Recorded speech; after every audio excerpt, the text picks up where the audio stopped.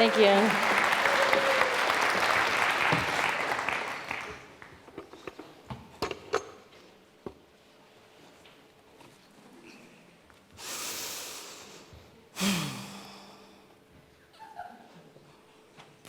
Marshall Rosenberg said, "The greatest gift that you can give is to receive." When I heard that, I didn't really get it. But in 2009, I went on an incredible year-long journey, and 3 things showed up that helped me get that: a bike, an apple, and my mom. On April 11th, at 10:30 a.m., I dipped my bike tire in the Atlantic Ocean in Bar Harbor, Maine. I would spend the next 68 days biking all the way across America to reach the Pacific Ocean. Why'd I go on that trip? I wish I had a really great answer. I think somewhere in the back of my mind, I thought, I want to prove how independent I am. I want to show the world that this 28-year-old can do it alone. And when I got there, what I get? The greatest gift of my life. The trip started in Maine. I flew to the airport, and I was picked up by a friend of a friend of a friend who'd never met me. She even made me a little sign. And behind me, I pulled a trailer with all of my gear in it, and a trailer named Bob. I rode on average 55 miles a day. The first day, I unexpectedly rode 75 miles. I sustained a painful Achilles injury that stayed with me throughout the trip. In New Hampshire, I remember this day of climbing, and I got to this one particular hill, and it was so steep. And I can remember about halfway up the hill, I thought to myself, I can't do this. This is insane. And about that time, this elderly couple comes out of their house, and they walk towards the road, and they're standing there cheering me on. In New York, I spent a day biking through the freezing rain. I couldn't feel my fingers or my toes, and by the time I got to the small town in New York, I was cold to the bones. I thought there was a hotel there. There was nothing. Luckily, there was a church, and I walked in, and there was a family there. They took me in and fed me for the night. In Illinois, I went to lunch one day, and I went to pay my tab, and she said, "Your bill's already been picked up." In Minnesota, I was biking on the highway, and this car pulls over, and this man gets out of the car, and he's waving me down. He's like, "Who are you? Where are you going? Can I buy you something?" Of course, I didn't need him to buy me anything, right? So he wanted to contribute so badly. He drove to the next town, went to a convenience store, and bought me a handful of Cliff Bars. The shoulders sometimes were so narrow. I was filled with fear as 18-wheelers rushed by me only inches away. And there were days where the headwinds were so strong, I felt as though I was on a stationary bike, and the wind took all the spirit out of me.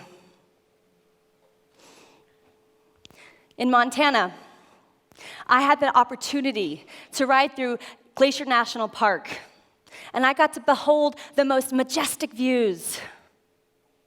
I could go on and on with these stories, and you'd probably be entertained.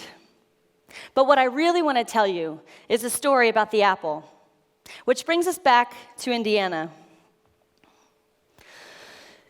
It was a hot and dry day as I was biking through the dusty cornfields, and I spent a lot of time alone on the saddle, so I would think about my favorite thing, which is food, and I had a sudden craving for an apple. So I spent the next several hours fantasizing about an apple and how much my dry mouth was craving something juicy and sweet. And so I get to a convenience store, and keep in mind, there is nothing for hours and hours and hours after this little podunk convenience store. So I walk in and I say to the clerk, "Do you have any apples?" And she says, "No, but I have one in my lunchbox." And I said, "Oh, no, that's your apple." So wait, let's just look and see what's going on here. Here's a woman who wants to give me an apple, and here I am. I've been craving an apple for hours, and I say, no? Does that even make sense? So the clerk says to me, what you're doing is so inspirational. The least you could do is take my apple. So I felt this shift in me, and I was like, yeah, I would really love the apple. And so I bit into this apple, and it was perfect. It was exactly what I was wanting. It was delicious and crisp and moist. But more than remembering the taste of the apple, what I remember is the joy it brought her that I received this apple. You see, the moment that I received this apple, she became part of my journey. She became part of something greater than herself. But the only way that was possible is if I received the apple. So I'm going to give an opportunity to someone in the audience right now to practice receiving. So somebody who wants to receive this apple right now, stand up out of your chair. Oh, brilliant, perfect. Just stay right there. Great. So this is what we're going to do. I'm going to hand this apple to you, and you're going to pass this apple back. And as this apple goes back, what I want you all to be connected to is the joy of giving. But consider that the only way that you can experience this joy of giving is if someone's there at the end of the line wanting and ready to receive.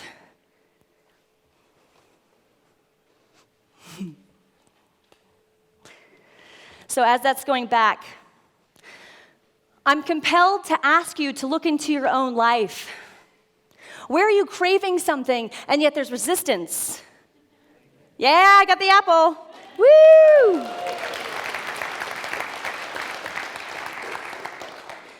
So that resistance might show up like, I don't deserve it, or I'm not worth it. See, I think the things that we want the most in life, we have the most difficult time receiving. Now, I'm asking you to have a little bit of a mind flip. What difference could you be making in people's lives by receiving? Let's fast forward to Anacortes, Washington. Day 68. I biked 3,400 miles. And I get to the Pacific Ocean, and I have this feeling of disappointment. Like, really? This is it? Strange, because I can remember back here imagining, like, oh my God, that moment's going to be so great, and I can't wait to get to that moment. It's going to be amazing, like a band or a firework. I don't know what I had in my mind. But so I get here at the water's edge, and I'm alone. It was really anticlimactic. But when I look back, what I realize is that the journey was really about the human connections that were created. And that these human connections were created in that symbiotic relationship between giving and receiving. That was a great gift. So the next day, the day after my biggest life accomplishment up until that point, I get a phone call from my dad. And he says, we just found out that your mother has a cancerous brain tumor.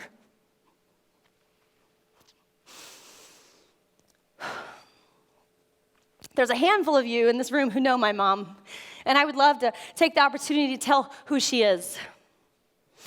My mom and I were very similar in a lot of ways. She exuded love. She would meet a stranger and fall in love with them, and they would fall in love with her. She had no filter. You didn't have to wonder what she was thinking or feeling because she just said it. And to say my mom was a giver is an understatement. In a lot of ways, my mom and I were not the same. She did not like the heat, she didn't like being outside, and she was not adventurous. My mom was bright and talented. She could have done anything with her life. She chose mother.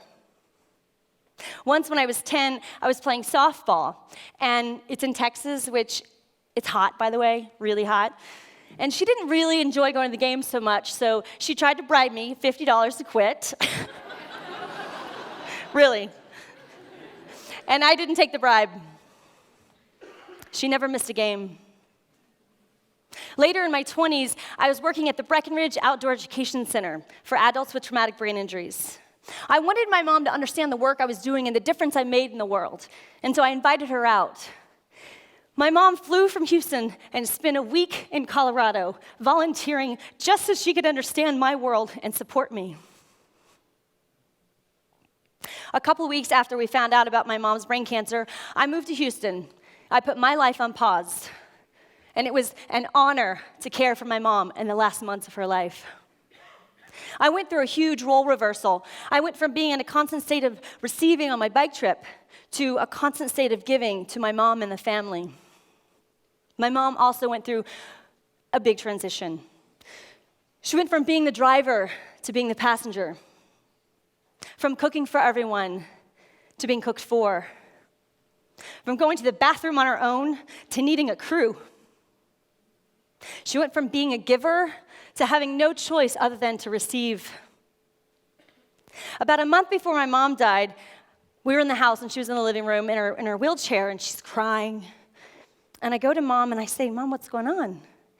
And she looks up at me, and she says, "I don't deserve you." And this was my opportunity to tell my mom why she deserved me. And I said to my mom, "You brought me into this world. And for 28 years, you've done anything and everything so that I can have the best life possible." And I went on to tell her what an incredible mother she is. And she stopped crying, and she looks up at me, and she says, "I do deserve you." And she got it. In that moment, she gave me a gift. She fully received what I had to offer. Another way to look at this is, imagine I made you a gift. For a whole year, I spent time, energy, and love in putting this energy into this gift, and I go to give it to you, and you say, "Oh, I don't deserve it. But I made this gift, and I want to give it to you." See, if you choose not to receive this gift, you're denying me the pleasure of giving. Raise your hand if you've ever experienced giving someone a gift, and they said, "Oh, you didn't have to," or "You shouldn't have done that," right? Like pretty much everyone's hand. So I'd like for you to consider that underneath that is I don't deserve it, or I'm not worth it. You see, the moment that my mom said, "I don't deserve you," she wasn't connected to her worth. She actually had to open up and shift for her to see her own greatness. And she did it just in time. Because on December 8th, 2009, at 10 a.m., my mom took her last breath. She died in peace, knowing that her life contribution as mother was received. And I was in peace, knowing that she received that recognition. So from these experiences, from the lady with the apple to caring for my dying mother, I got real clear on my purpose in life: to teach the power of receiving, and to be a stand that everyone around me gets their worth, so that all of us can experience love from within. So before I go, I have one last thing. I want to give you all my favorite gift to give, my greatest gift I can possibly give. I'm going to give you a chance right now to practice receiving, to actually put it into action. So if you're willing to receive my gift, I ask that you stand up.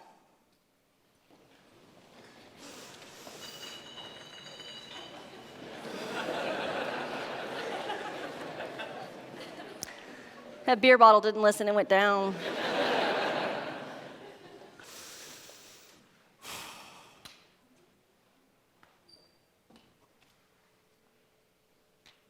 I love you. I love you. And I thank you from the bottom of my heart for receiving my story. Thank you.